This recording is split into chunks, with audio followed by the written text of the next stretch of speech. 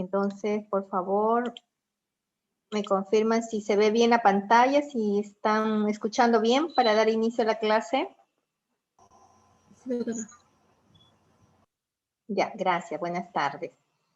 Bien, entonces, en lo que respecta pues a próstata, primero a una revisión en la anatomía. Es una glándula que está situada profundamente en la excavación pélvica, por debajo de la vejiga, ¿no? Vejiga, acá está la próstata. Por encima de la aponeurosis perineal media, detrás de la sínfisis púbica, y delante de la ampolla rectal. Tiene una cara anterior, una base la base o parte superior, un vértice y dos lóbulos, ¿no? Pesa un promedio de 20 a 25 gramos en el adulto. Las dimensiones pues son 28 a 30 milímetros de altura, 40 milímetros de ancho y 25 milímetros de espesor, ¿no? Siempre nosotros en radiología pues o en ecografía siempre manejamos medidas, volúmenes, por eso es importante y las mencionamos acá, ¿no? También es importante conocer que tiene una zona periférica que abarca el 70% de la glándula, una zona central que es el 25%, ¿no? Y una zona transicional que es el 5%. Entonces, ¿por qué es importante conocer esta, la zona periférica, la zona central, la zona transicional? Porque dependiendo dónde ubiquemos la lesión, también podemos decir si estamos ante sospechas de benignidad o de malignidad, como vamos a ver después. Entonces, miren, tenemos zona central, se representa como una ZC, ¿no? Esta es una ecografía transrectal, ¿no? Donde identificamos las zonas anatómicas, la central o la zona periférica y una zona transicional, ¿no? Entonces, con estos porcentajes, periférica en su mayoría, 70%, central 25%, y la zona de transición, pues es un 5%. Entonces, en la patología prostática podemos utilizar los diferentes métodos, ¿no? O sea, sabemos que radiografía simple no ayuda mucho para la evaluación, salvo pues que tengamos a una próstata totalmente calcificada, ¿no? O por la ubicación anatómica podemos decir, esa es la próstata. En urografía intravenosa, también cuando hay crecimiento prostático, podemos identificarlo como una impronta hacia la vejiga, pero no es el método pues adecuado para evaluar en sí la patología prostática. La cistouretrografía, podríamos evaluar parte de la uretra en su porción prostática, ¿no? E indirectamente estaríamos viendo si hay algún problema en la próstata que causa alguna compresión o estenosis a nivel de ese segmento de la uretra, ¿no? La ecografía es el mejor método, el método que vamos a utilizar de primera elección para poder evaluar la patología prostática. La tomografía computarizada también se utiliza, pero lo dejamos para hacer estadiaje, cuando ya tenemos el diagnóstico pues, de un cáncer de próstata o deseamos ampliar el estudio o la patología que hemos detectado con la ecografía, ¿no?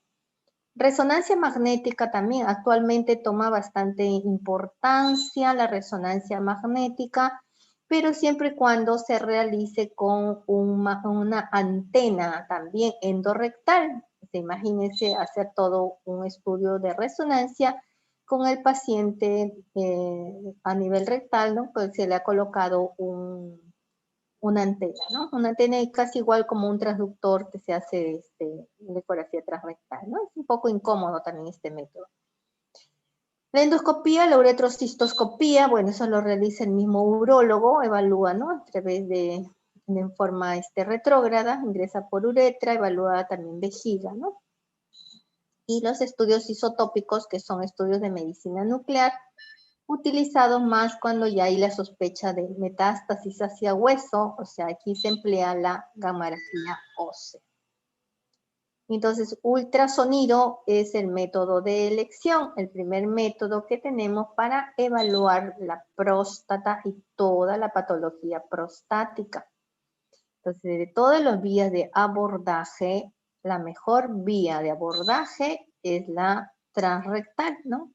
Inclusive algunos urólogos dicen que ya la otra ecografía que se pide, la suprapúbica con vejiga llena, pues no ayuda mucho, no evalúa adecuadamente todas las zonas prostáticas, que es lo que se requiere, ¿no? Y solamente determina, pues, volumen, nada más volumen, decir que está crecido, en crecimiento o en tamaño normal la próstata.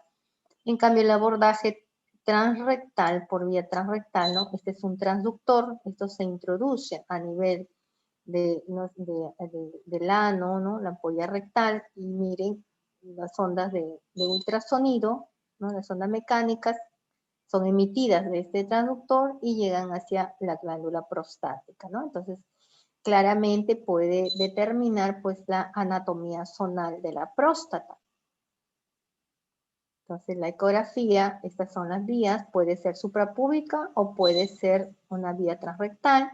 También hay nivel perineal, ¿no? La suprapúbica es útil para determinar tamaño, definición de bordes, la impronta sobre la vejiga y la posible repercusión sobre el sistema excretorrenal. Necesita que la vejiga esté llena. La vía transrectal es más sensible para detectar lesiones o dirigir punciones. O sea, esta va a ser la que evalúa mejor la anatomía zonal. Entonces, se requiere que se tenga transductores de elevada frecuencia, 5 a 7.5 MHz, que se introducen por el recto y permiten realizar secciones transversales y longitudinales de la próstata, ¿no? La transrectal. Y también nos ayuda para la guía para las biopsias, ¿no? La vía de abordaje. Entonces, para realizar las biopsias de próstata son la vía transrectal. Entonces, esas son las diferentes vías, miren, hay hasta 4. Una transabdominal, transductor, ingresa, ¿no? Necesita vejiga llena, utiliza a la vejiga, a la orina, como ventana acústica para enfocar y medir, y a través de esta ventana ver la próstata, visualizar la próstata. La vía transperineal, ¿no? Se hace el abordaje a nivel del periné, pero tiene la desventaja, pues, que no puede abarcar a la próstata en su totalidad debido a que hay también interferencia acá de estructuras óseas que hay en el periné. Entonces, este método en realidad casi no es utilizado. Por vía transrectal, este es el mejor método, ¿no? Transductores que tienen que ser, pues, ideales para que no causen tanta molestia al paciente. De todas maneras, hay que colocar anestesia, ¿no? Introducir el transductor, ¿no? A nivel rectal y desde ahí emitir las ondas de ultrasonido para enfocar próstata. La vía endouretral, bueno, en realidad no la estamos haciendo, pero también el urólogo también está recibiendo entrenamiento, ¿no? A través de uretra, miren, ingresa, como hacer la endoscopía, también hace una evaluación de vejiga, evaluación, ¿no? También utiliza vías transductores también endouretrales y también pueden realizar por la evaluación ultrasonográfica y también podría realizar biopsias también, ¿no? Con esta vía de abordaje endouretral. Bueno, estas son imágenes obtenidas por la vía transabdominal, ¿no? O suprapúbica también se llama porque se realiza sobre pubis, que se requiere vejiga llena. Vejiga con buen volumen que sirva de ventana acústica y permita identificar a la próstata, ¿no? Entonces, este método nos va a ayudar, pues, a determinar volúmenes. Colocamos la imagen, un corte que veamos transversal y un corte longitudinal de próstata, ¿no? Entonces, damos las 3 medidas, transversal, anteroposterior y longitudinal, y el software automáticamente nos determina volumen prostático, ¿no? Podemos cambiar los tonos de grises según el software del equipo. Miren, y acá tenemos la diferente morfología de próstata, las 3 mediciones y determinación de los volúmenes, ¿no? Siempre un transverso y un longitudinal. Miren, acá el volumen ha dado 56.71. Sabemos que lo normal es hasta 20, ¿no? Acá ya hay un crecimiento de la próstata. Ya de ahí veremos en qué grado estaría, ¿no? Acá está dando un volumen también alto, ¿no? 91, no sé, 32 parece que dice, pero volumen alto de próstata. Entonces miren estas imágenes, de la ecografía transrectal. Entonces sería el mejor método, más sensible para detección de lesiones prostáticas, ¿no? Aquí podríamos ya identificar, pues, mejor la zona periférica, ¿no? La zona central, zona transicional, ¿no? también un corte transversal, un corte longitudinal, ¿no? Donde nos permita ver también uretra, la uretra prostática, miren. Entonces este sería un excelente método para evaluar a la próstata, ¿no? Entonces, si le queremos hacer el estudio ecográfico, pues es explicarle al paciente que el mejor método va a ser por vía transrectal. Pero hay mucha resistencia del paciente, no se hace una ecografía prostática transrectal así con frecuencia, ¿no? O sea, tiene que tener una indicación muy ya precisa, ya de repente para la realización de la biopsia, ¿no? Entonces, para que el paciente se someta o acepte realizarse una ecografía transrectal. Entonces, esta vía de abordaje va a permitir dirigir la punción prostática, el estudio citológico, ¿no es cierto? Y también el estudio anatomopatológico con mayor precisión. Entonces, esta vía transrectal es la vía de abordaje para identificar mejor las zonas anatómicas y también para guía de toma de muestra para las biopsias. Entonces, ¿cuáles son las indicaciones de una ecografía prostática transrectal? Cuando hay lesiones palpables al tacto, o sea, siempre hay que empezar evaluando al paciente realizándole tacto rectal, ¿no? Tacto rectal y PSA. Esos son los valores, los exámenes iniciales que se le hace al paciente con sospecha de patología prostática, tacto rectal y PSA. Cuando los valores del antígeno prostático específico, fosfatasas, están elevadas, entonces solicitarle una ecografía prostática transrectal. También si va a ser sometido a biopsia prostática, pues esta sirve de guía, ¿no? Se hace la evaluación anatómica y también sirve de guía para decir dónde se va a obtener la muestra. También para seguimiento, ¿no? Tras tratamiento de cáncer de próstata, pacientes que han sido sometidos a prostatectomías, se les solicita para ver si hay crecimiento de tejido residual, ¿no? También si al hacer el examen clínico el paciente tiene una próstata grande, ¿no? Entonces justifica realizarle la ecografía, ¿no? Cuando hay signos o síntomas sugestivos de metástasis en pacientes que ya tienen el diagnóstico de cáncer prostático, o cuando hay signos o síntomas de prostatitis severas o persistentes. Entonces siempre empezar el estudio colocando las imágenes en corte axial, sagital y determinando volúmenes. Es importante empezar determinando volumen, ¿no? Y asimismo, pues, ver características de la ecogenicidad, ver si hay lesiones focales, ¿no? Focales, y identificar qué zona, en la zona periférica o en la zona central. Si vemos esta imagen, toda esta es la zona periférica, acá es homogéneo y aquí se determina que hay una imagen nodular en zona periférica, ¿no? Del lado izquierdo. Entonces, cuando la lesión está en zona periférica, es más sospechosa de ser una lesión neoplásica, ¿no? Una neoplásica maligna. Y eso nos orienta a la ubicación anatómica. En cambio, si encontramos la lesión como el crecimiento acá está, miren, en la zona central, esto orienta a lesión benigna, una hiperplasia prostática, ¿no? Esa es la diferencia. Entonces, este paciente puede tener las dos cosas, ¿no? Una próstata grande, hiperplásica, y una lesión nodular en periferia que requiere una biopsia. Ahí está la anatomía axial, ¿no? Estamos viendo acá las vesículas seminales, también hay que visualizarlas siempre. Esta sería la ampolla rectal y estas serían las vesículas seminales, ¿no? Algunos dicen el signo del bigote mexicano, ¿no? De los bigotitos mexicanos. Entonces ya tenemos acá a la próstata, ¿no? Aquí sí corresponde a la uretra, la zona transicional, zona periférica, ¿no? Tenemos aquí en los cortes axiales. Siempre colocar cortes axiales y cortes sagitales. Estos son los cortes sagitales, ¿no? Lo anterior, corte axial, y esto sería corte sagital. También se identifican las vesículas seminales, los vasos deferentes. También es importante colocarle Doppler color, ¿no? Siempre que se pueda, no solamente visualizarlo pues en modo B, que está acá, modo B, sino también el Doppler color para ver la vascularización. Así como acá, ¿no? Doppler color, siempre colocar modo B y Doppler color.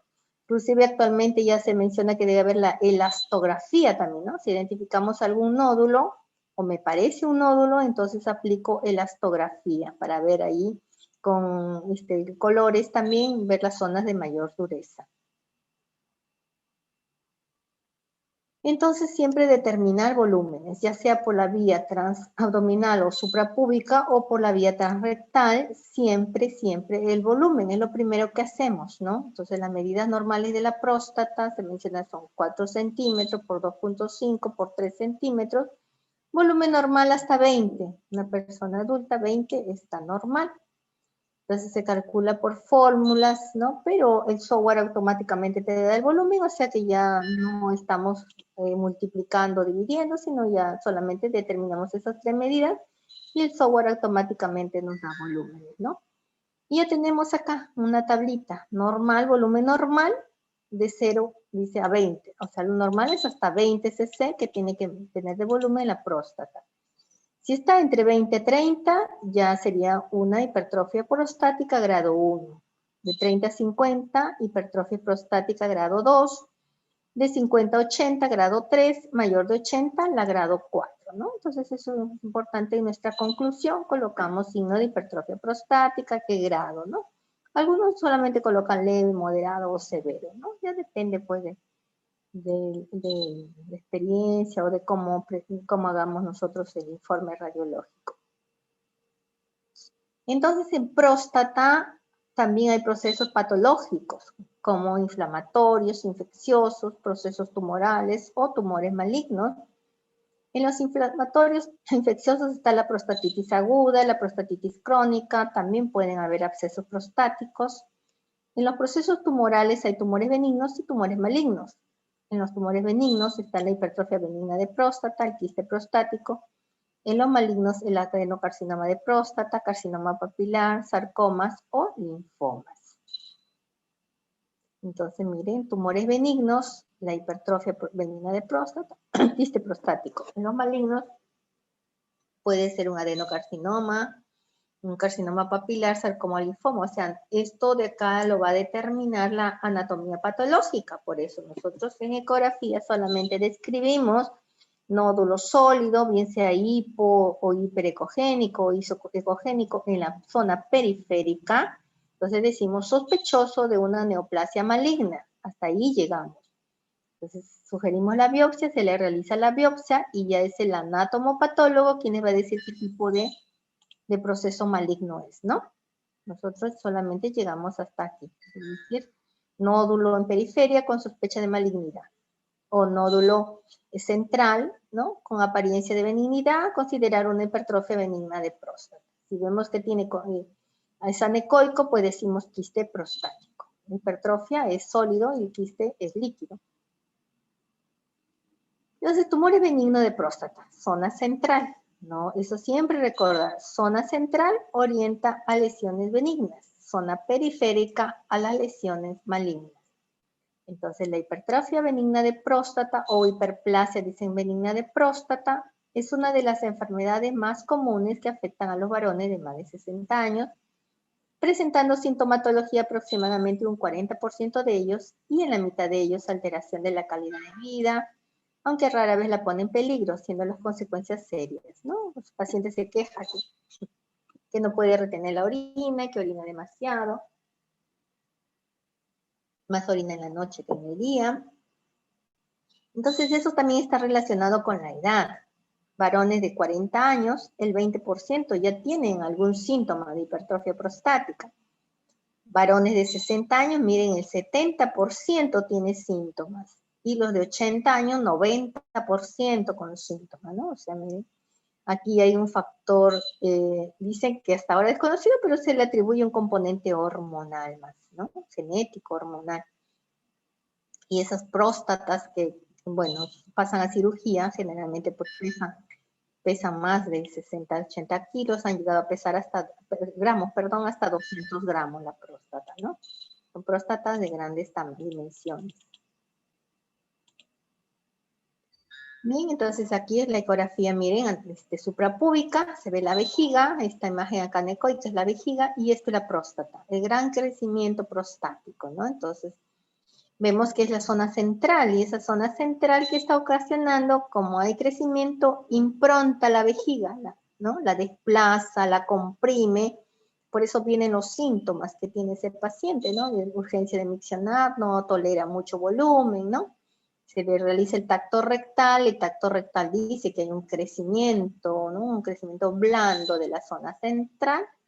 Entonces nos piden la ecografía y la ecografía determina volumen, ¿no? Y con el volumen ya decimos en qué grado de hipertrofia prostática está el paciente. Miren la ecografía transrectal, identifica mucho mejor. Todo esto es la próstata, esta es la zona periférica. Miren la zona central, un crecimiento de toda la zona central, más hipoecoico. Se le aplica Doppler color, hay escasa vascularización. Miren, este es de acá el Doppler color, este es el angiopower o Doppler poder, donde se ven los pequeños vasitos que hay, ¿no? Dentro de todo ese crecimiento glandular central, ¿no? Entonces, a nivel central, hipertrofia benigna de próstata. Miren, quiste, ¿no? Entonces, esta es otra patología que no es tan frecuente, pero se puede presentar. Entonces, pueden haber un solo quiste o múltiples quistes también en toda la próstata, ¿no? También se ve como de gran tamaño. Miren, ¿no? Hay más componente quístico. Esta es imagen anecoica, otra, otra y otra, ¿no? Múltiples quistes distribuidos en toda la superficie de la glándula prostática. La etiología es desconocida, la mayoría se detectan por ecografía, aunque a veces también incidentalmente, cuando les han hecho tomografía o resonancia pélvica al paciente, han visto pues ahí la presencia de quistes en una área correspondiente a la próstata, ¿no? Bueno, se ven como imágenes anecoicas, homogéneas, de paredes regulares, finas. Si le colocas Doppler no captan contraste. Todos tienen buena transmisión acústica y como es líquido, originan refuerzo acústico, ¿no? Refuerzo acústico. Entonces estamos describiendo a lesiones benignas, lesiones quísticas de contenido líquido, líquido homogéneo. Este es un corte longitudinal, este de acá hemos visto un corte transversal, este sería transverso, este es anteroposterior, y este es un longitudinal de la próstata, ¿no? Donde, miren, en la línea media se ve toda esta malla quística. Entonces, si están en la línea media, hay que hacer diagnósticos diferenciales con quiste del utrículo, quiste del conducto de Müller, quistes por cambios por quirúrgico. Si están en las zonas laterales, pensar en quistes relacionados con la hipertrofia prostática, quiste de retención o quiste de los conductos eyaculadores. Quistes para el diagnóstico diferencial de los diferentes quistes, ¿no? Quiste de utrículo, quiste de Müller, conducto eyaculador, quiste de vesículas seminales, ¿no? Se diferencia por el origen. Utrículo en el tubérculo de Müller, quiste de Müller, vestigio del conducto de Müller, el eyaculador que es inflamatorio, las vesículas seminales por anomalías de conducto de Wolff, la edad, un utrículo más jóvenes de Müller, más adultos, ¿no? También está la línea media, esta es forma de lágrima, pared gruesa, dilatación quiste en un conducto eyaculador, y de las vesículas seminales se asocia a agenesia renal ipsilateral. Por eso también cuando encontramos alguna alteración quística, se pide ecografía renal. Miren, puede haber agenesia renal, ¿no? Del mismo lado. No existe el riñón del lado donde encuentran quiste en una vesícula seminal respectiva. Igual quiste del utrículo también, agenesia renal unilateral, también por la presencia de espermatozoides, ¿no? El quiste de conducto eyaculador se asocia a infertilidad. Bueno, en cuanto a la patología inflamatoria está la prostatitis, que puede ser aguda o puede ser crónica. En prostatitis aguda el diagnóstico es clínico, ¿no? Debido a que el paciente tiene mucho dolor y es muy difícil realizarse una ecografía endorrectal, ¿no? Entonces ahí tendríamos que hacer una suprapúbica. Entonces por eso acá mencionan que es clínico, mayoritariamente clínico el diagnóstico. También prostatitis crónica no solicitan la ecografía. Son pacientes varones de edad media, tienen antecedente de infecciones urinarias de repetición. La ecografía puede darte hallazgos inespecíficos o también puede orientar, ¿no? Puede decirnos que la glándula está aumentada de tamaño, el parénquima generalmente es hipoecogénico, gris, es irregular, ¿no? Bordes irregulares. Muchas veces es confundido con un carcinoma prostático, ¿no? Por la irregularidad, por la mala definición de los bordes. También los bordes pueden ser lisos.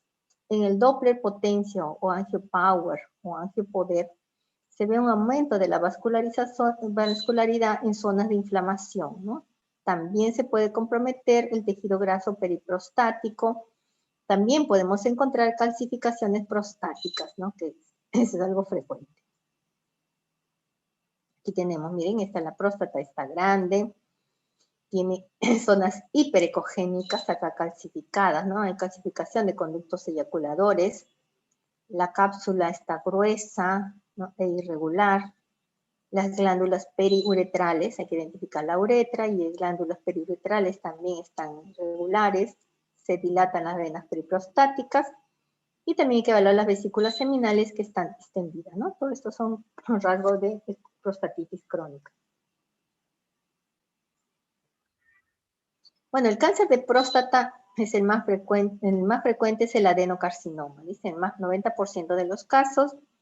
Lo restante lo ocupa el carcinoma de célula de transición y el sarcoma. Entonces, es un cáncer maligno más frecuente en los varones. Ocupa segundo lugar de mortalidad después del cáncer de pulmón en Estados Unidos. La mayor frecuencia ocurre en población de raza negra, la menor frecuencia en varones de raza amarilla. La incidencia de padecerlo se ve aumentado si hay factores de riesgo como antecedentes familiares de primer grado, varones de raza negra, de elección de cromosomas 8, 10, 16, obesidad, y entre otros, pues haber tenido enfermedades de transmisión sexual, vasectomía, tabaco, promiscuidad, ¿no? Entonces son factores de riesgo que han sido asociados pues al cáncer de próstata, ¿no? Actualmente es todo un programa, el programa de detección precoz del cáncer de próstata. Entonces, ¿cómo se detecta el cáncer de próstata? Tacto rectal y PSA, eso dice el programa. Primero empieza con eso, tacto rectal y PSA. Ya dependiendo de los resultados, pues solicitas una eco, y muchas veces la ecografía debe ser, es para guía de biopsia, debería ser solicitada por el abordaje transrectal. Pero ¿qué vemos en la práctica? En la práctica el paciente muchas veces se niega a que le realicen la ecografía transrectal. Le hacemos suprapúbica, que solamente vamos a determinar volumen de próstata, ¿no? Entonces, ¿cuándo se indica? Pues la biopsia prostática, cuando hay un tacto rectal positivo, ¿no? El médico examina, el urólogo, y detecta un nódulo duro, pétreo a nivel de la periferia, ya, es sospechoso de malignidad. Cuando el PSA también está con 4 dice a 10, el valor de PSA es importante, miren. Menor de 4, mayor de 10. Hay rango intermedio de 4 a 10. Entonces, menor de 4, no biopsia. Generalmente está asociado con procesos inflamatorios, prostatitis o hipertrofia prostática benigna. Mayor de 10, sí, a todos hacerle biopsia mayor de 10. Mayor de 10 ya tienes el PSA, sospecha de que sea un cáncer.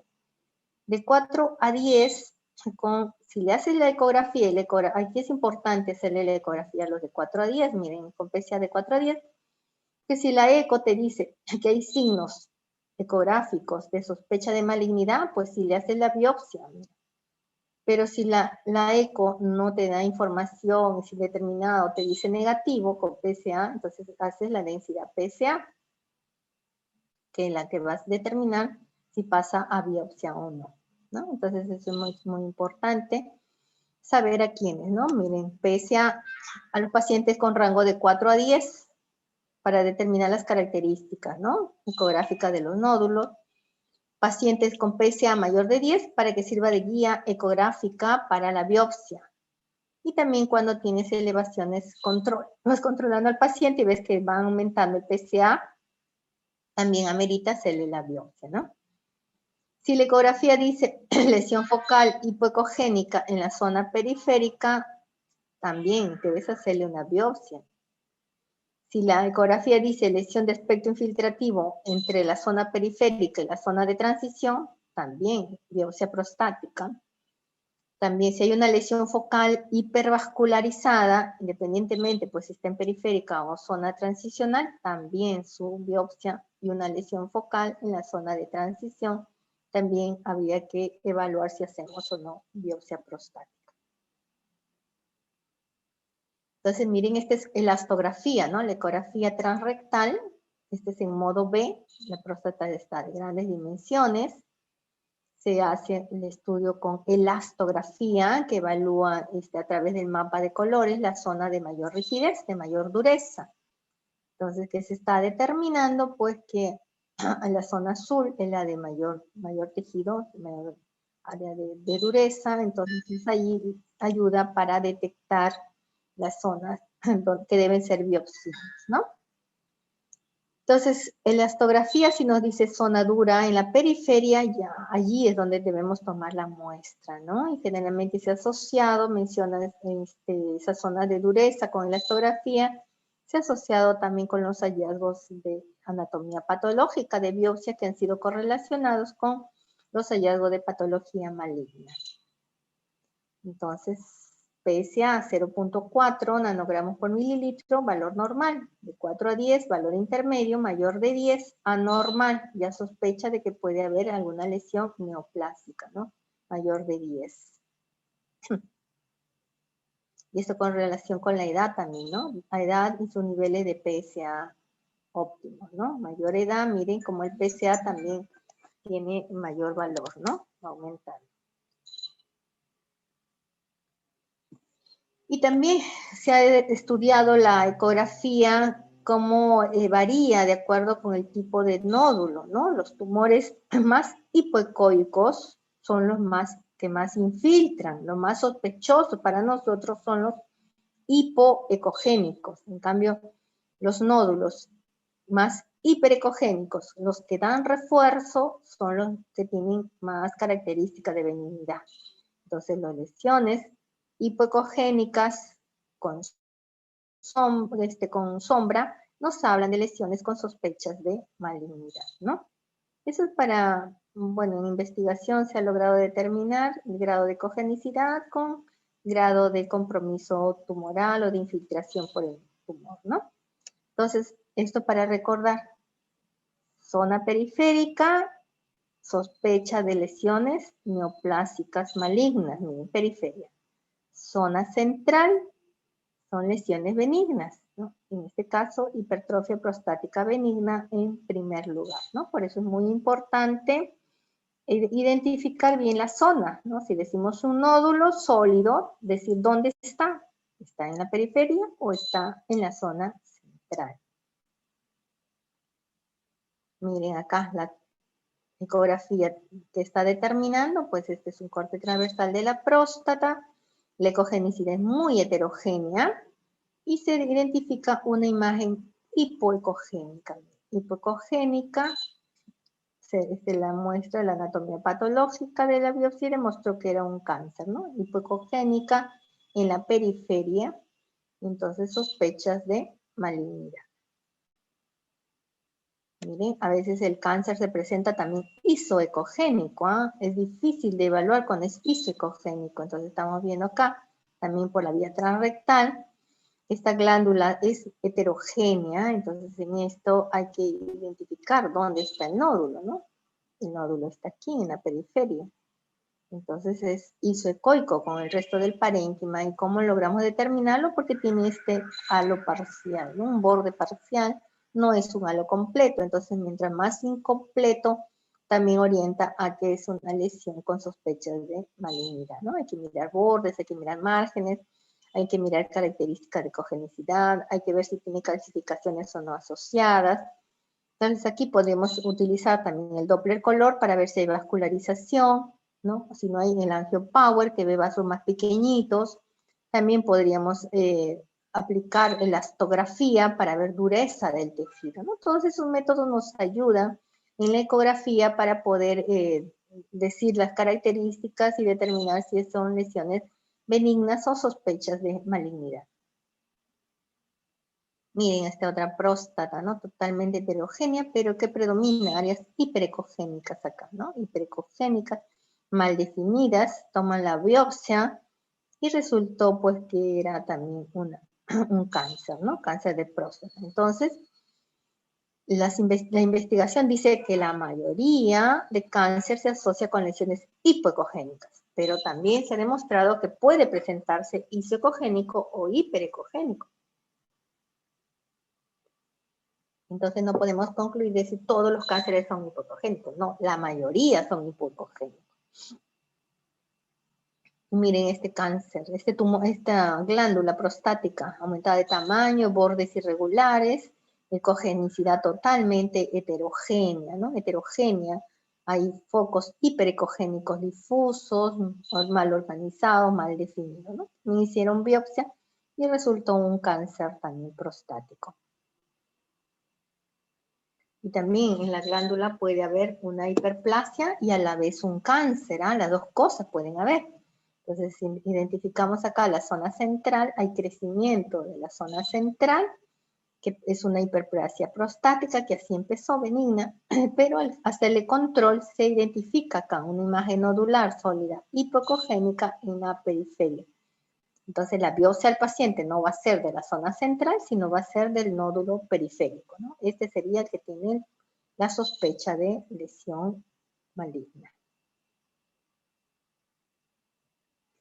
¿En qué nos ayuda la tomografía computarizada, no? La tomografía computarizada se utiliza para clasificar al cáncer cuando se sospecha extensión a ganglios linfáticos. Entonces, ¿qué quiere decir? Que no le vamos a hacer tomografía para diagnosticar cáncer de próstata, sino para el estadiaje. O sea, un paciente primero empieza a hacer el tacto rectal, el PSA. Ya vimos que dependiendo del valor del PSA, ampliamos a la ecografía transrectal. La ecografía transrectal nos dice que debe ser biopsiado, pasa biopsia, y después, ya que tengamos el diagnóstico de cáncer de próstata, recién le pedimos la tomografía computada, ¿no? Para evaluar la extensión. Estamos visualizando acá, miren este crecimiento prostático de márgenes irregulares y que está infiltrando la vejiga. Está comprometiendo la pared de la vejiga, ¿no? Ya se está extendiendo, hay extensión de la enfermedad. También hay que identificar, miren, si hay extensión hacia las cadenas ganglionares adyacentes. Entonces, cuando el paciente tiene PSA mayor de 20 nanogramos por mililitro, ya se asocia a metástasis, ¿no? Por eso siempre nos vienen pacientes, bueno, ya con 10 sospecha de que hay cáncer, pero si tienes 20 sospecha de cáncer más metástasis.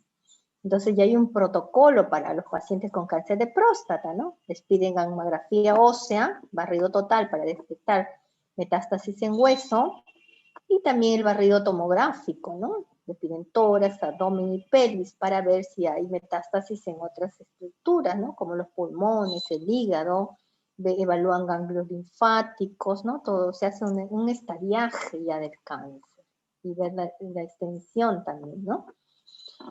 La tomografía tiene una precisión del 83 al 92%, miren, para lo que es la extensión de cáncer prostático, una sensibilidad de 50 a 75%, especificidad que va de 86 a 100%, ¿no? Depende de dónde se ha realizado el examen, de la experiencia del que tiene el que realiza y el que evalúa el examen.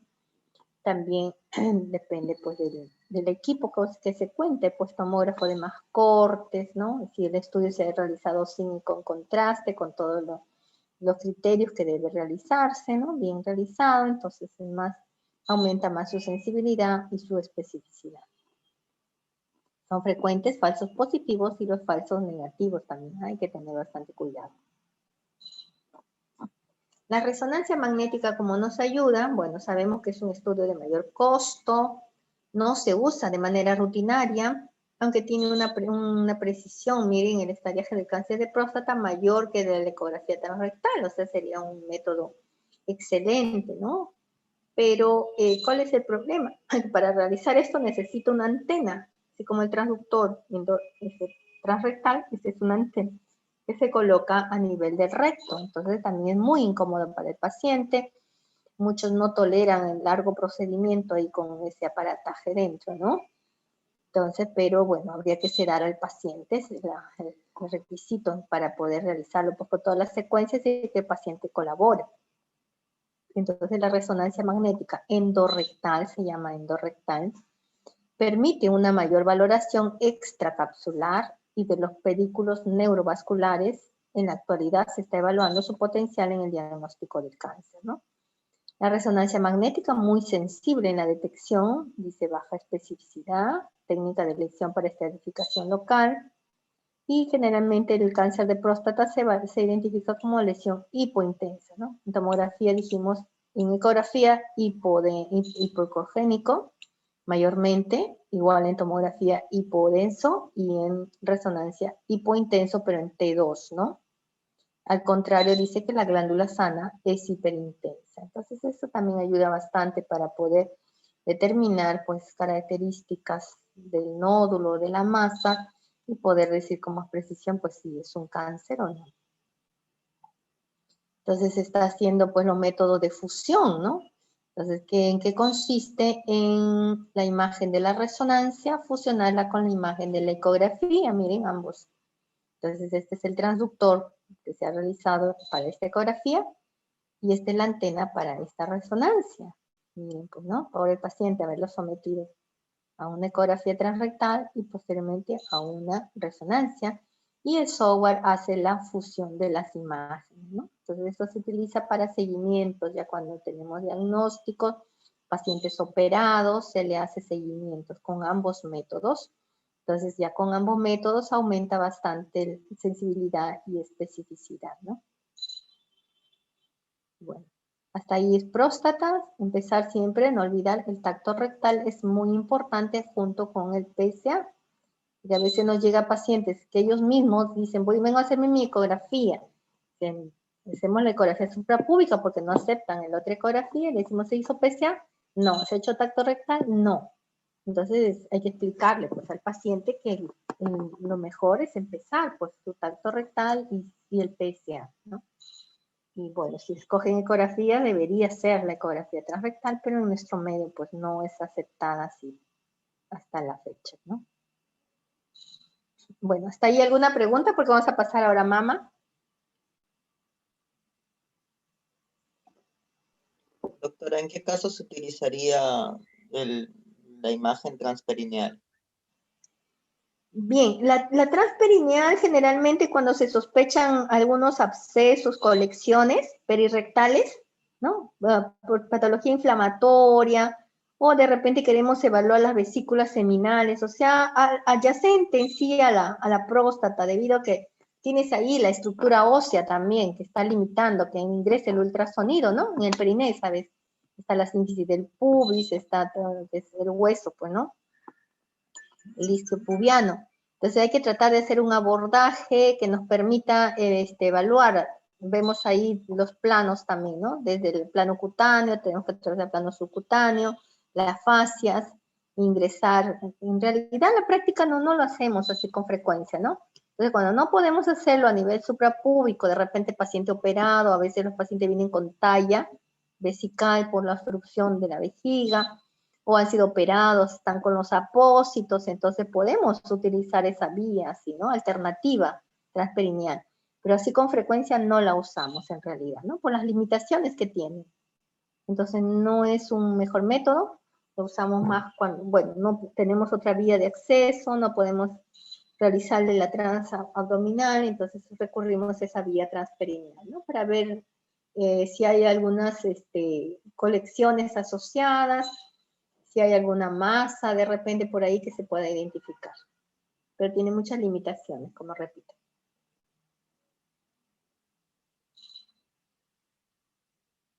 ¿Alguna otra pregunta?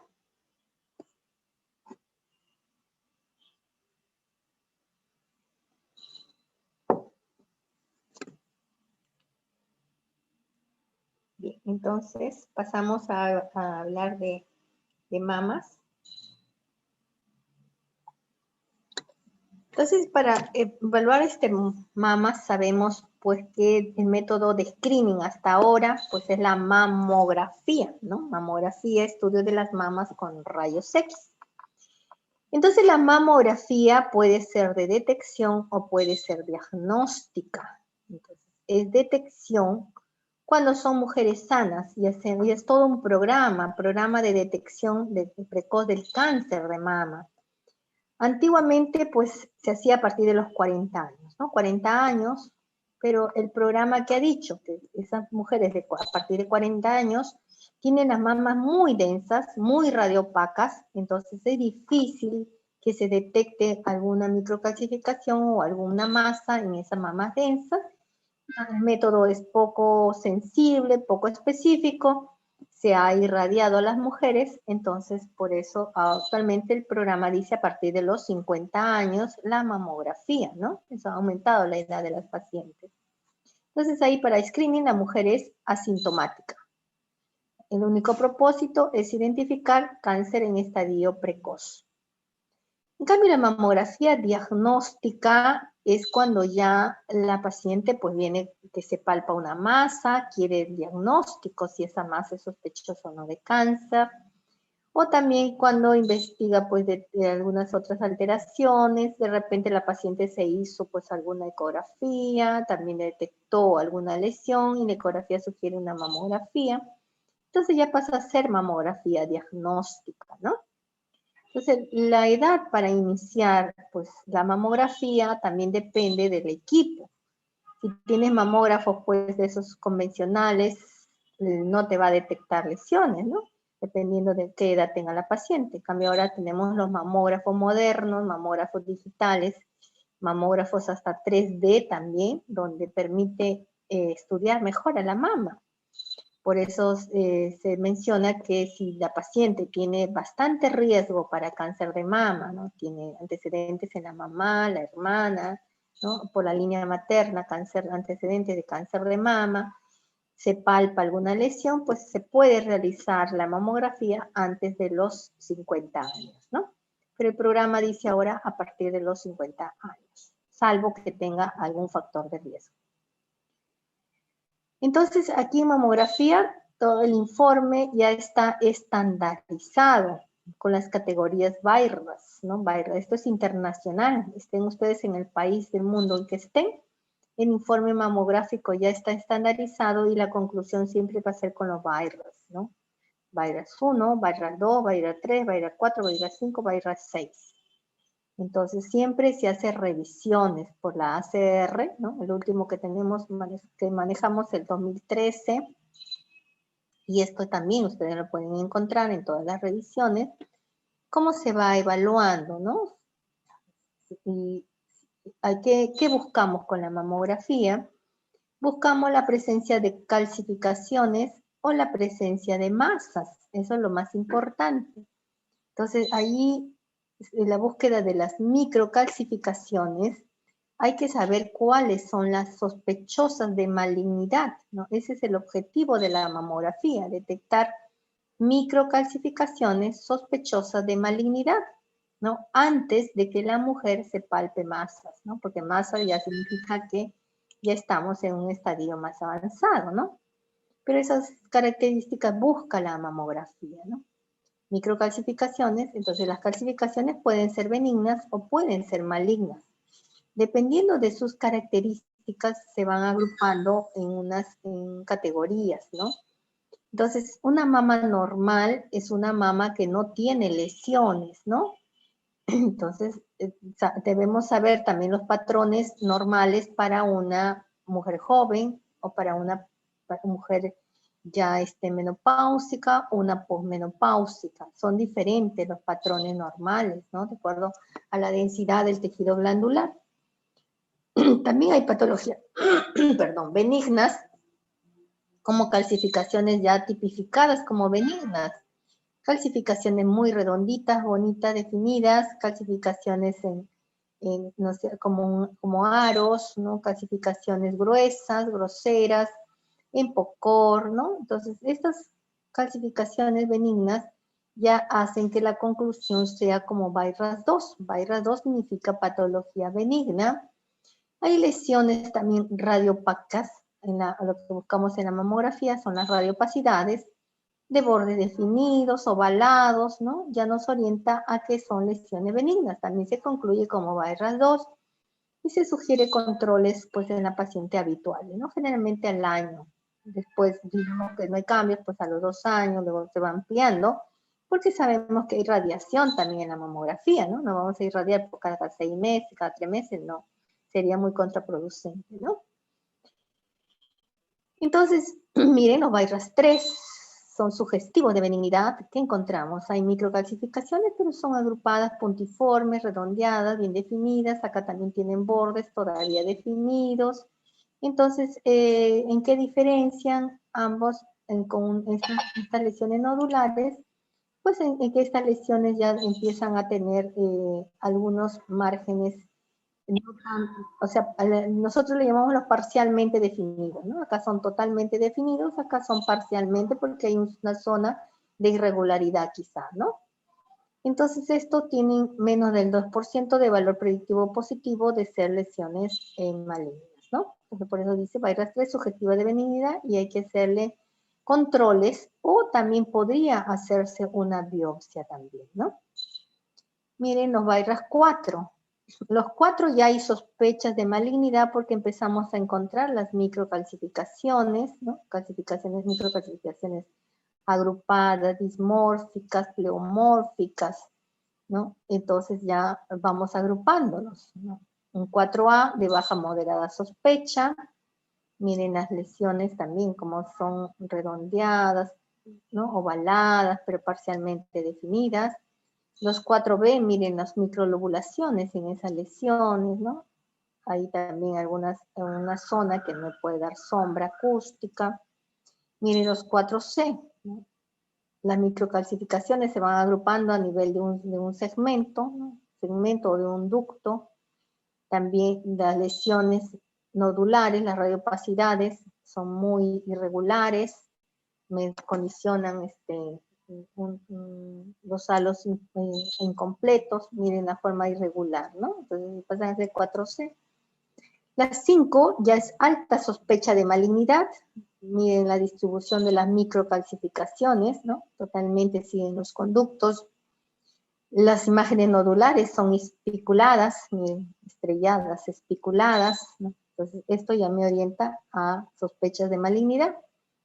Y VIRAS 6, si ya la paciente trae una biopsia ya positiva, ¿no? Pasa a veces que la paciente se palpa una masa, se va al ginecólogo, ginecología realiza la ecografía él mismo, dice, no, este tiene características de sospecha, toma la biopsia, y después nos lo manda para la mamografía, para evaluar la mama contralateral, para ver la zona ganglionar.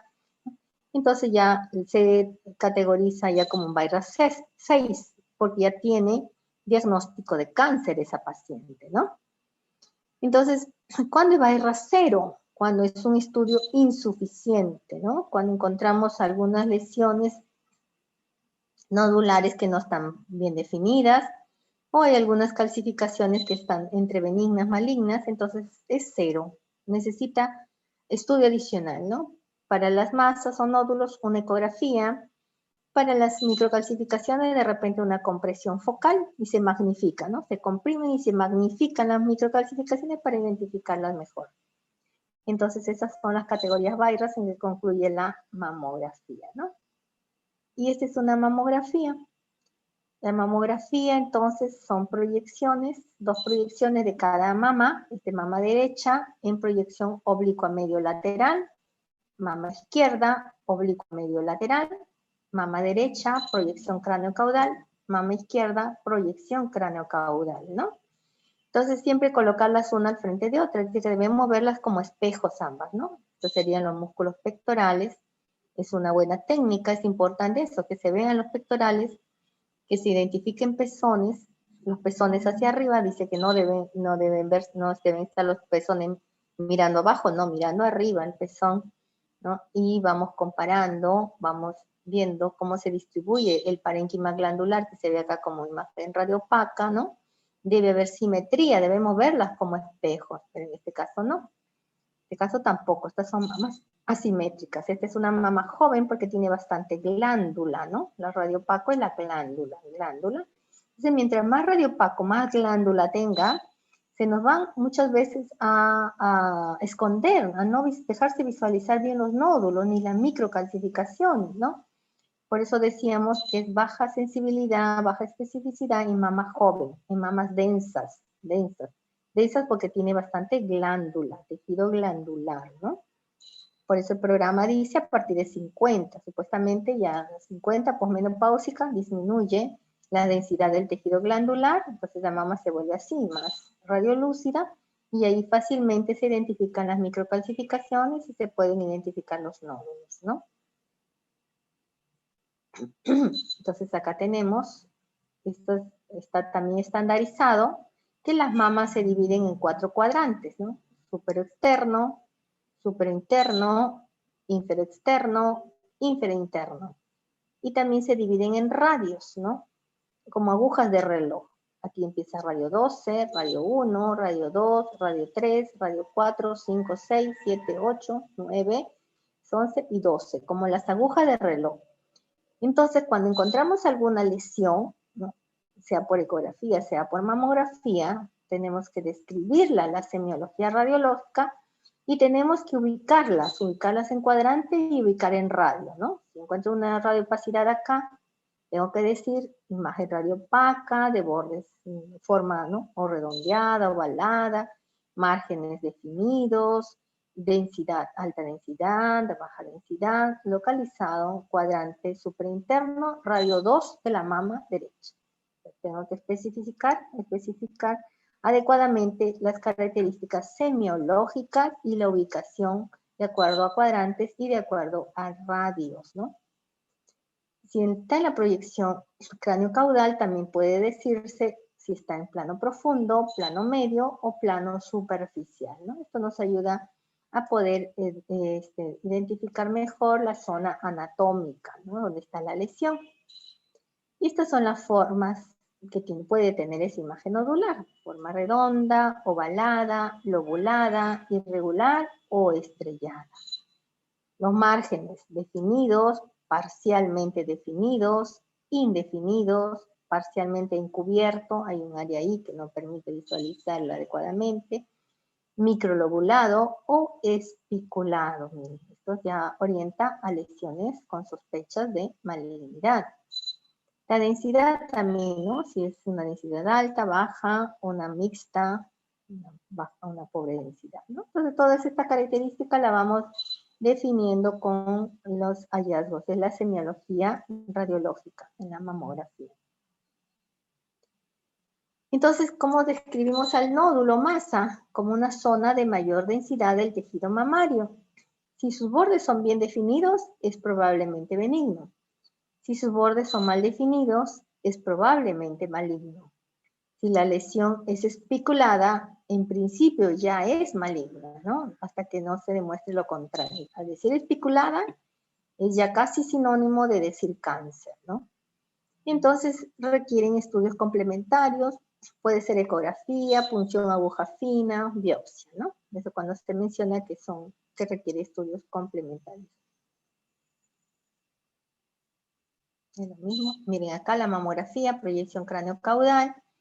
Entonces se está identificando la mama derecha, mama izquierda. ¿Qué nos llama la atención, no? Nos llama la atención esta gran radiopacidad. Es una masa por el tamaño.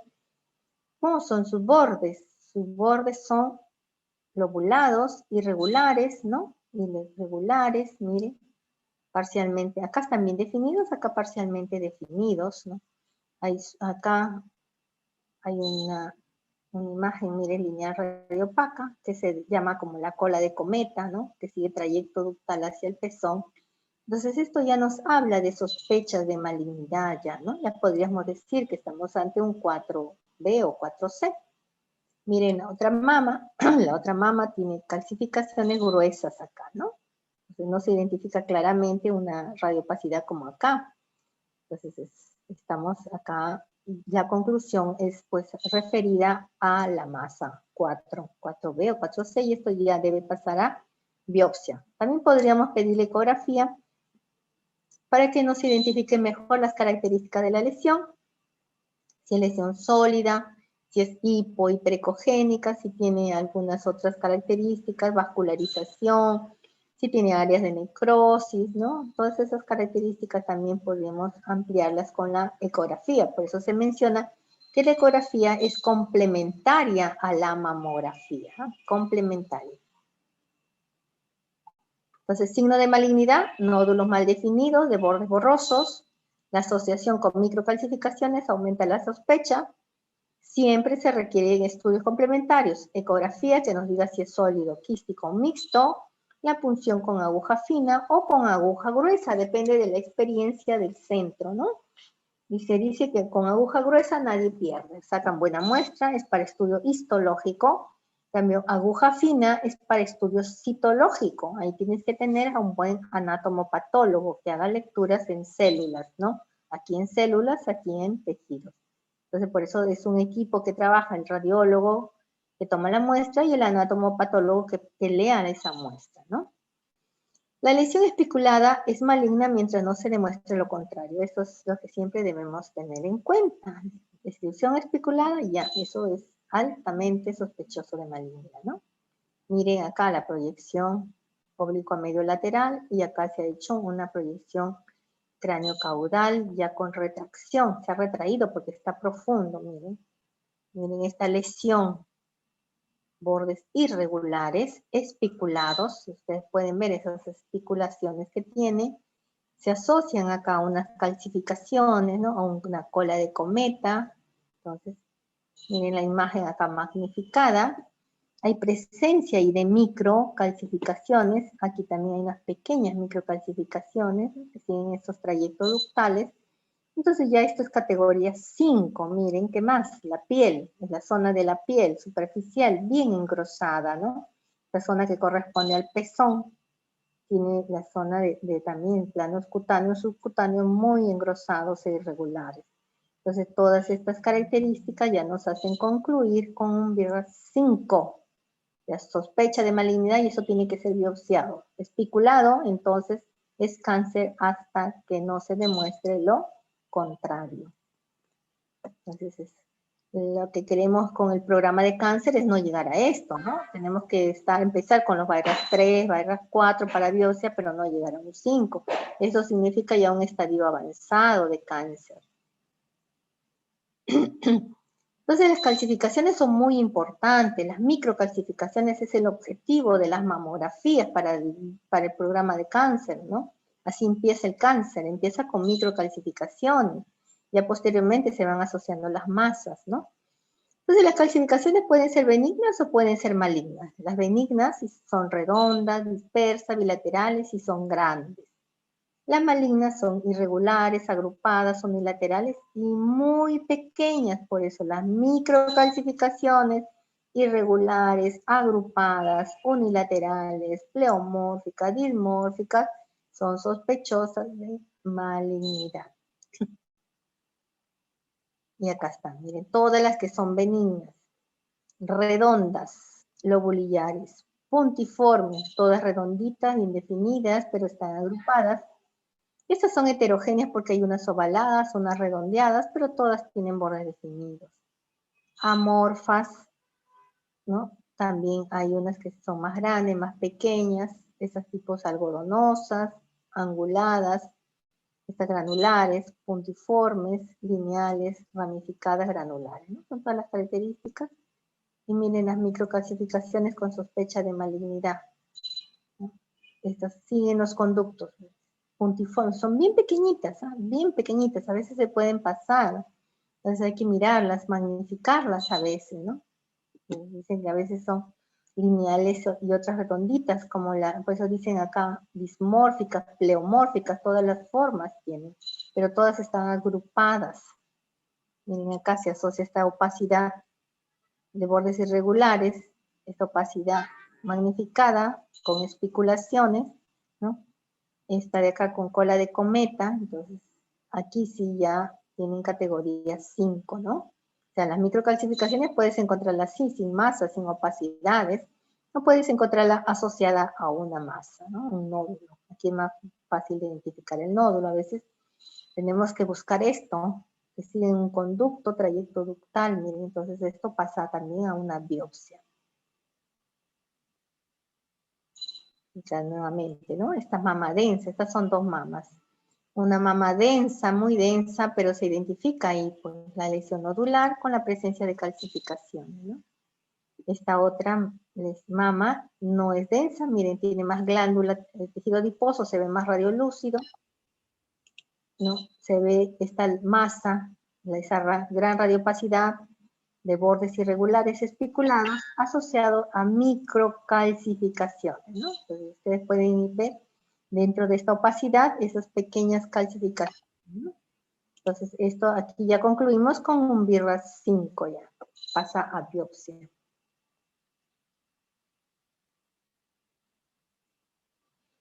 Y bueno, también hay que buscar las asimetrías, ¿no? Es importante en la mamografía. Yo les dije que las mamas deben verse como espejos, ¿no? Pero miren, de una misma paciente, la mama derecha y la mama izquierda que estamos viendo, son diferente tamaño, que la glándula se ha distribuido asimétricamente, hay mayor densidad en la mama izquierda que en la mama derecha, ¿no? Y en la mama derecha se ve muy heterogéneo. Hay áreas más radiopacas, áreas radiolúcidas, entonces esto ya se conoce como mamas asimétricas, ¿no? Asimétricas, asimetría global. Entonces, cuando hay mayor volumen o densidad de tejido mamario en una mama, como acá hay una asimetría global en toda la mama, ¿no? Comparándolo con la mama contralateral. Entonces, cuando vemos esas asimetrías, tenemos que ver si hay alguna masa asociada, ¿no? Entonces, miren, si se pueden visualizar, todo es radiopaco, pero aquí se ve más radiopaco. Entonces, aquí habría que descartar la presencia de un nódulo asociado acá, o una masa, ¿no? Entonces aquí la conclusión sería un BRAF 0, ¿por qué? Porque la paciente hay que mandarle a una ecografía. La ecografía me va a decir si esto es nódulo o no. De repente es mismo tejido que se ha superpuesto, no se ha presionado, no se ha estirado bien. Está tejido mamario superpuesto y me da esta imagen más radiopaca que el resto, ¿no? O si no, pues puede ser la presencia de un quiste o de un nódulo sólido. Eso se determina con la ecografía. También puede haber densidad asimétrica focal, ¿no? Cuando vemos todas las mamas que están bien y hay una zona nomás que no se ve en la otra, más pequeña, ¿no? Más focalizada. Entonces, hay que describirla como masa o como nódulo. Entonces, también en esos casos, cuando hay una asimetría focal, podemos recurrir a la ecografía, diciéndole a la ecografía en qué radio queremos que nos evalúe, ¿no? O el mismo que hace el informe mamográfico debe hacerle la ecografía para poder concluir, no pasarlo como BRAF 0, sino ya concluir con el informe ecográfico y dándole un BRAF respectivo, ¿no? También puede haber distorsiones de arquitectura, dice que hay una ruptura en un sitio determinado de las líneas de fuerza de la trama glandular, ¿no? Entonces vamos identificando la trama de la glándula, ¿no? Como se ve una glándula normal, se ven así bandas radiopacas, ¿no? Lineales homogéneas, pero si vemos que esa trama glandular se va engrosando, se va enfocándose hacia un punto, dice, excéntrico del pezón, fuera del pezón, entonces ya se llama distorsión de arquitectura. Generalmente esas distorsiones pueden darse en mamas operadas, por eso hay que ver el antecedente también si la mama ha sido operada o no. Y miren, entonces siempre es importante descubrir la asimetría focal, ¿no? Una asimetría focal en desarrollo. Entonces dice acá, empiezan así, pueden empezar en un BRAF 0, entonces le hacen la compresión, desapareció. En la ecografía está negativa, normal. La paciente viene a un control, ¿no? Dice un BRAF 2, dice hay una pequeña simetría, se le hace la ecografía determinó que era un quiste, ¿no? Entonces después, este es otro caso, paciente dice, tiene una simetría, le hace una compresión con el transductor, se comprime, se trata de ese tejido glandular, de dispersarlo, pero si persiste ahí esa mayor densidad de tejido comparado con el contralateral, esta es una simetría focal, entonces ya pasa a una observación, ¿no? Si le viene a su control y persiste eso mismo, entonces ya podría pasar a una biopsia, a veces también pasan a biopsia, ¿no?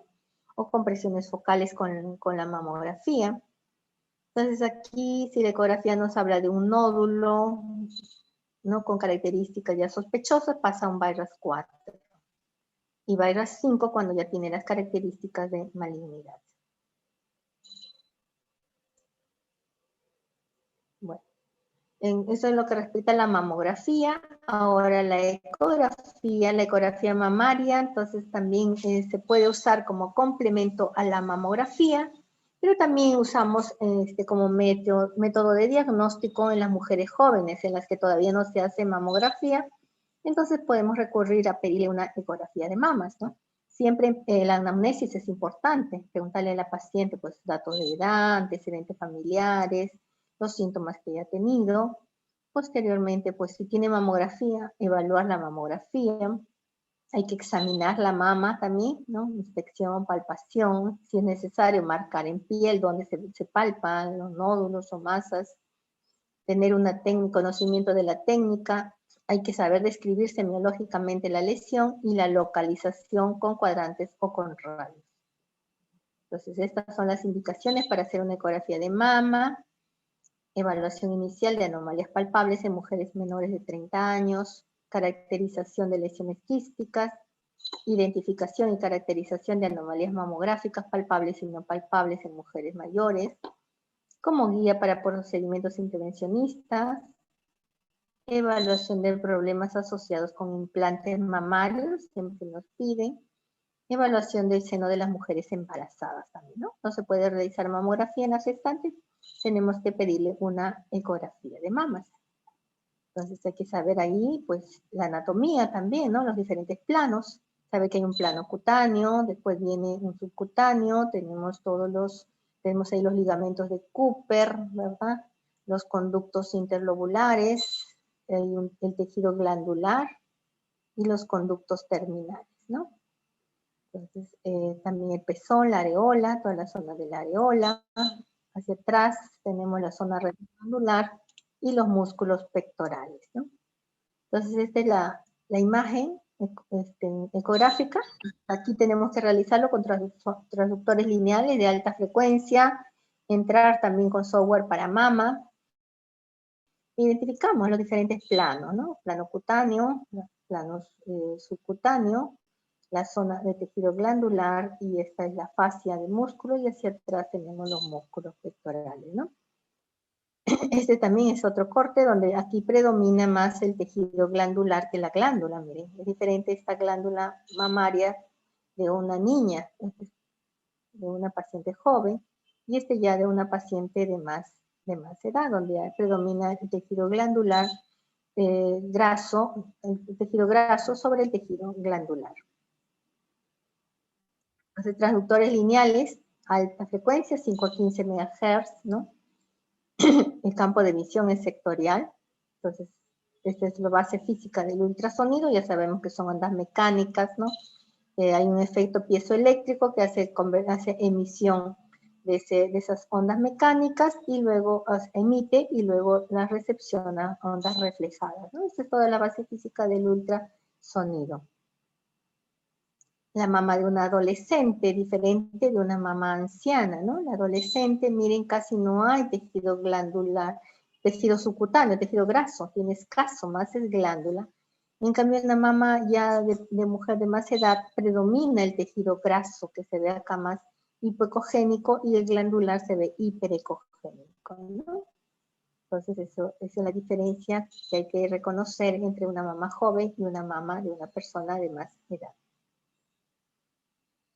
Entonces, en ecografía también se mencionan los VIRAS, ¿no? Categoría 0, necesitan estudio de imagen adicional. 1, ecografía normal. 2, hallazgos benignos. 3, hallazgos probablemente benignos. 4, hallazgos sospechosos. También está 4A, 4B, 4C, igual como en la mamografía.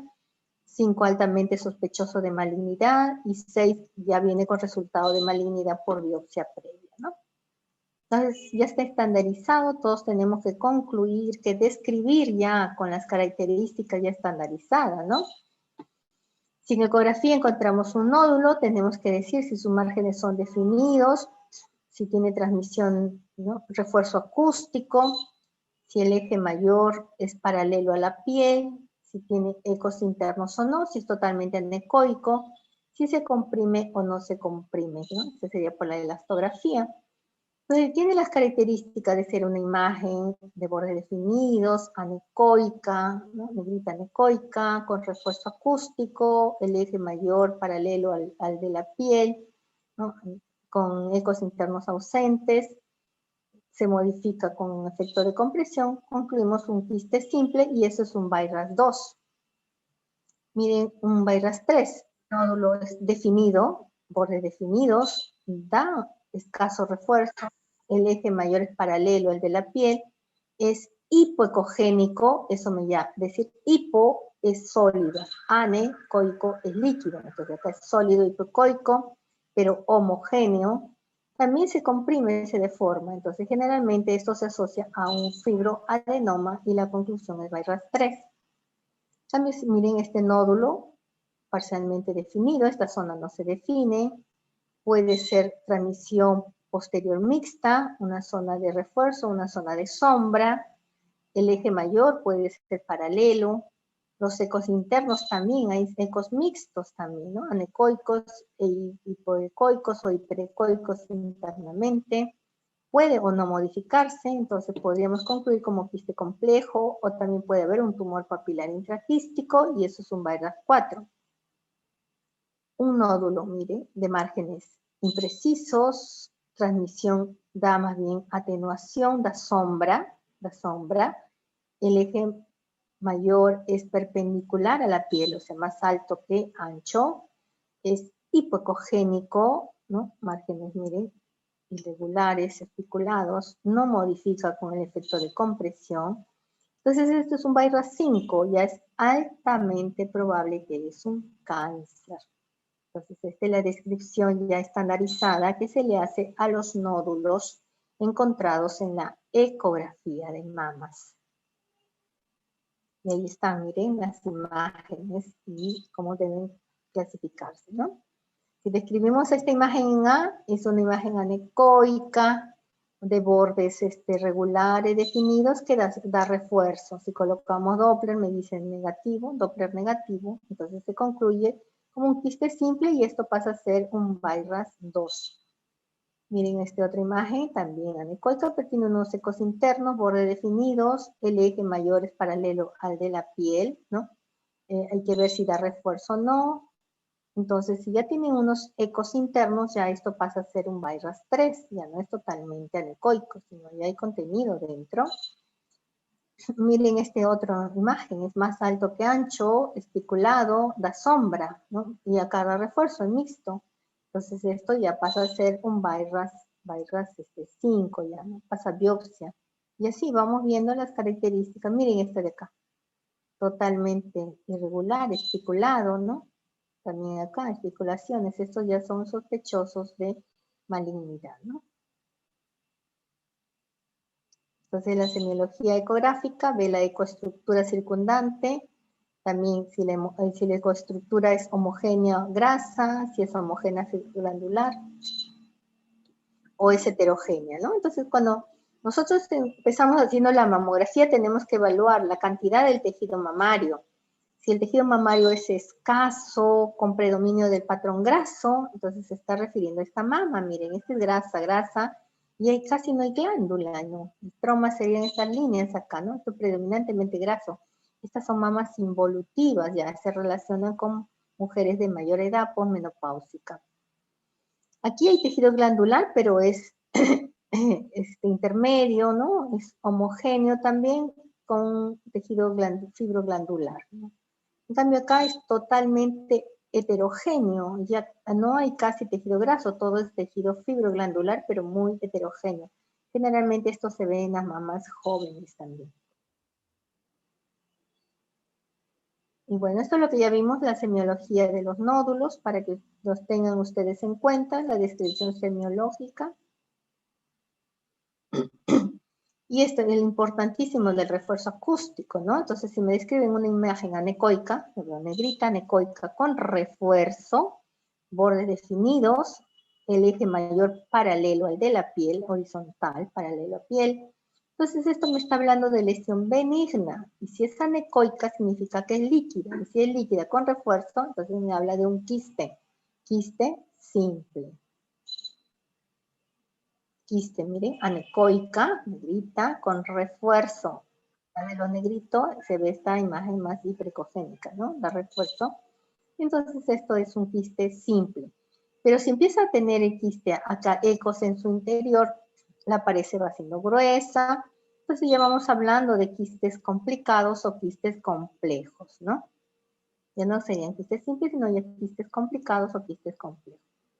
También si la lesión, miren, imagen es ovalada, puede tener bordes lobulados, el contenido es hipoecogénico. Hipoecogénico me dice que es sólido, ¿no? Sólido. Algunas veces puede dar sombra acústica, en 15% dicen los casos, ¿no? Algunas veces también puede asociarse a calcificaciones, pero si vemos las características de los bordes, vemos el eje mayor paralelo a piel, esto me orienta a lesión benigna, probablemente un fibroadenoma. Los lipomas, miren, son más superficiales, son hipoecoicos, muy similares al del tejido graso. Miren, este grasa y miren la imagen aquí nodular. Entonces esto más se refiere a un lipoma. Abscesos también pueden haber lesiones abscedadas, se ven anecoicas o hipoecoicas. La pared gruesa, irregular, tiene septos, ¿no? Algunas veces hay gas en su interior, eso ya nos habla de abscesos mamarios. También se relaciona con cambios inflamatorios en la piel, ¿no? Piel con edema, eritema también, ¿no?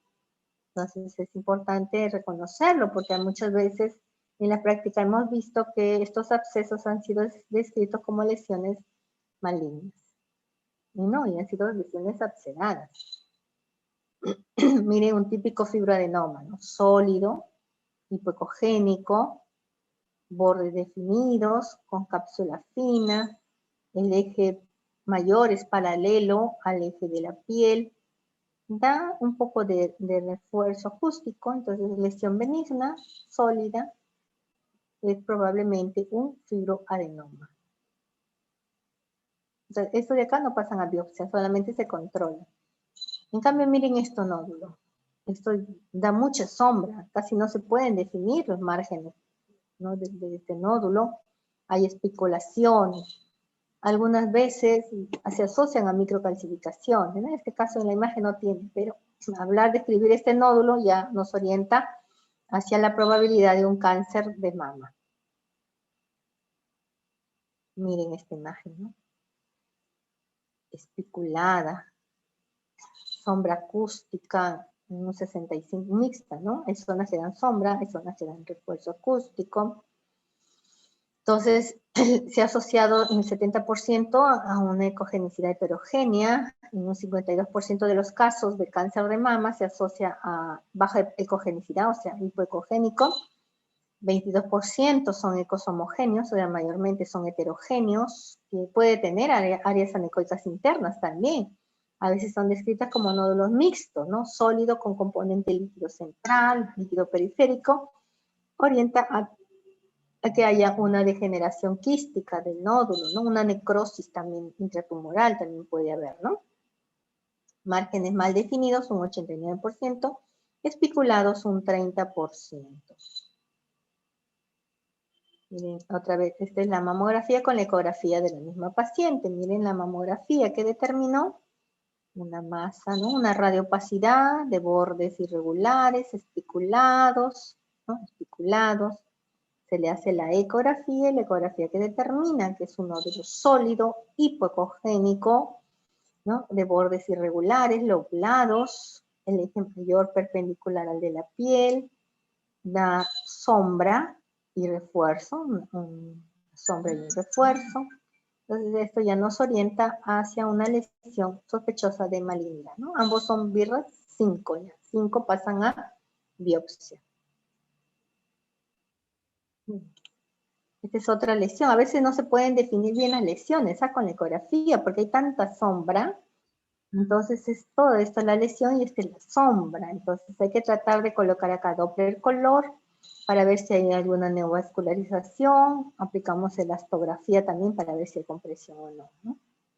Entonces es importante y a veces hay que ver también el antecedente. En este caso la paciente tiene una cicatriz quirúrgica, ¿no? Cicatriz, y es por eso que nos da esta distorsión, una dispersión del ultrasonido que simula una masa ahí, ¿no? Entonces no es por masa, sino es por la cicatriz.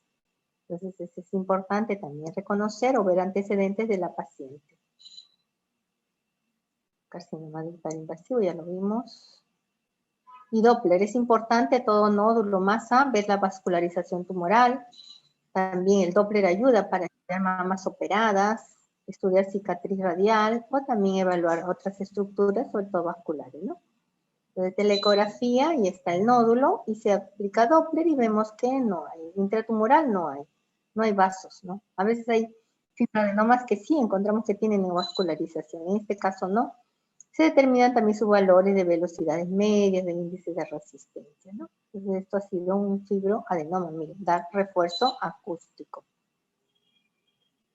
Este es otro, ¿no? Este es otro nódulo, el mixto, porque tiene área líquida acá céntrica. Este es sólido, predominantemente sólido, bordes parcialmente definidos, irregulares. Miren el Doppler que demuestra que hay una vascularización intranodular, ¿no? Entonces, ya está neovascularizado, hay zona de necrosis intratumoral, bordes irregulares, entonces ya esto pasa a ser un virus de repente 4B, 4C, pasa a biopsia, ¿no? Y la biopsia determinó que fue un carcinoma ductal invasivo. También, o sea, con mamografía, con ecografía se puede hacer una ecografía intervencionista. La ecografía ayuda, guía, ¿no? Dónde va a ser la toma de la muestra de biopsia. Entonces aquí está el nódulo, esta es la aguja, con la ecografía, está el transductor ahí y está diciéndole al cirujano o el mismo médico, está determinando dónde debe tomar la biopsia, ¿no? Directamente al nódulo. Y pasa, eso es con aguja fina, ¿no? Va al estudio anatomopatológico y el patólogo es el que dice, pues, si es fibroadenoma o si es un carcinoma. Miren, en cambio acá ha sido un carcinoma, ¿no? En este caso fue un fibroadenoma y este nódulo, miren, también ovalado, bordes irregulares, hay unas zonas ahí hiperecogénicas, otras hipoecogénicas. Toma la biopsia y este es el estudio de lámina que nos menciona que ha sido un carcinoma. Y hasta ahí es todo. Bien, ¿alguna pregunta, por favor?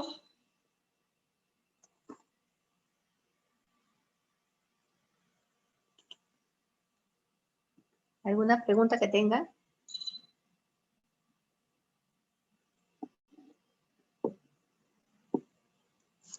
Creo que en la práctica van a ver más imágenes donde puedan reforzar los conocimientos de hoy día, ¿no? Entonces lo importante, pues, que de toda la clase de hoy día, si podemos concluir que en próstata el diagnóstico pues debe hacerse con la evaluación clínica del paciente, el tacto rectal, el PSA y la ecografía, pues lo ideal es que sea transrectal, que nos sirva para guía para la toma de la biopsia y también para identificar mejor pues la anatomía zonal de la próstata, ¿no? La ecografía. La tomografía ayuda para estadiaje, ya cuando el paciente tiene cáncer prostático.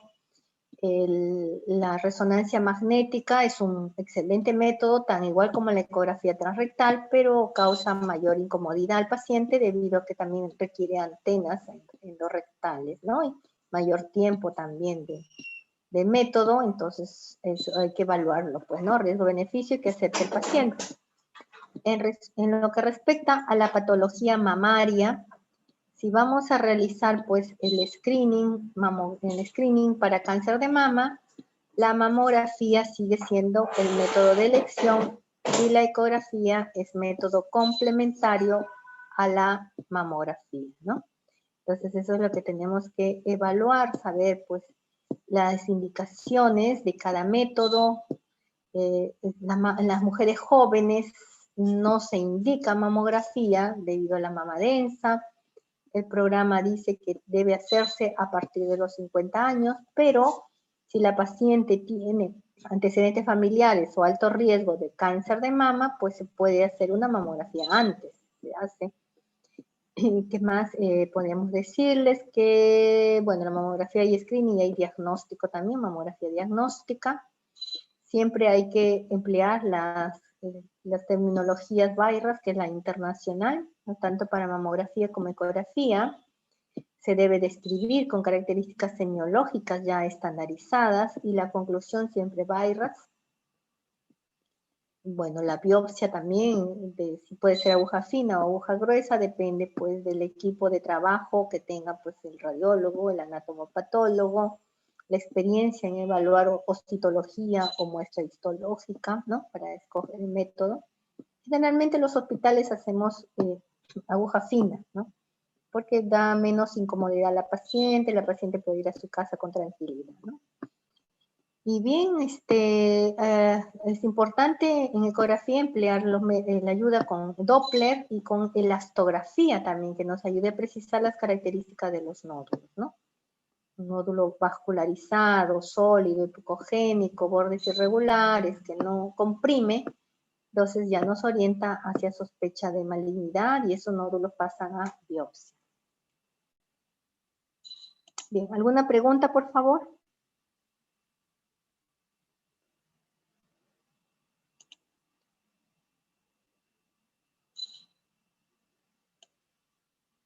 Ya están casi todos.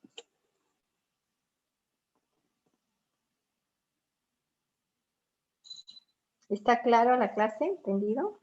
¿O alguna pregunta para aclarar? ¿Alguna Doctora, duda?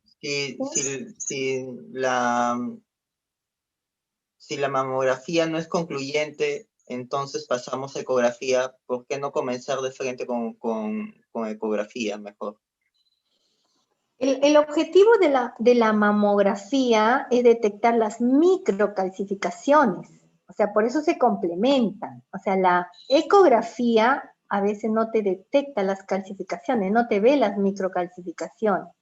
Entonces, para poder concluir con un BI-RADS 5, tanto mamográfico como ecográficamente, pues necesitamos a los dos métodos complementarios, ¿no?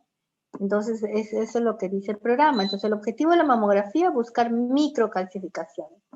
Aunque hay estudios también europeos, europeos que están viendo que dejar de lado a la mamografía y hacerle resonancia magnética con ecografía, lo ven ellos así, bueno, dependen las escuelas, ¿no? Dependen las escuelas, las investigaciones, se trata de usar menos la radiación, ¿no? La resonancia de mama también es un excelente método, pero tenemos nosotros en nuestra realidad la gran desventaja también, que ustedes saben, pues acceder a una resonancia pues es mayor costo, mayor tiempo, hay que tener las antenas para realizar resonancia de mama, no todos la tienen, ¿no? Entonces eso sería lo contraproducente, pero nosotros escogemos los dos, la mamografía, empiezan con la mamografía para búsqueda de las microcalcificaciones y también la ecografía para buscar por los nódulos. Si la mujer se palpa un nódulo, ¿sí? Lo que hacen ahora actualmente en la práctica en realidad, pues lo que pasa, ¿no? La mama es evaluada pues por ginecología, ¿no? La paciente va al ginecólogo, el ginecólogo le dice, tienes un nódulo, entonces él, si está entrenado, le hace el mismo la ecografía y le hace la biopsia, ¿no? No la pasa a mamografía. Por eso el programa se queja bastante que están bajando pues la demanda de mamografías, ¿no? Cada vez piden menos. Entonces el ginecólogo generalmente nos la manda ya cuando está después que le ha hecho la biopsia. Después de biopsia dice, hazte tu mamografía porque quiero ver la otra mama, quiero ver si la otra mama tiene microcalcificaciones, que es el signo precoz en realidad, la búsqueda de las microcalcificaciones. Ese debería ser el objetivo de la mamografía.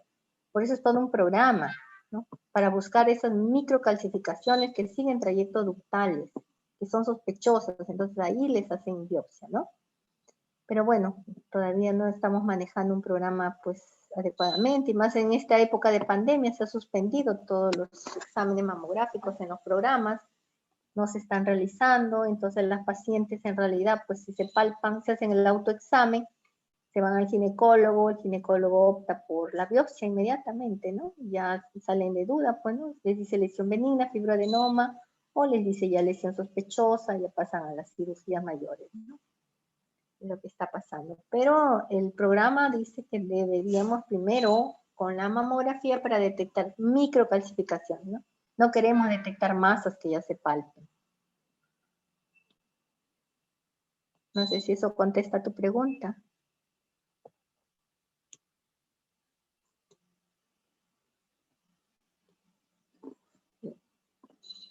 ¿Alguna otra pregunta?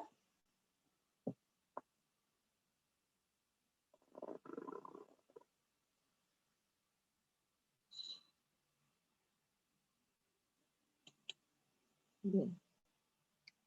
Creo que ya no hay. Entonces daríamos por finalizada la clase de hoy día. Les agradezco la atención y la próxima semana sería la última clase que yo les dicte a todos.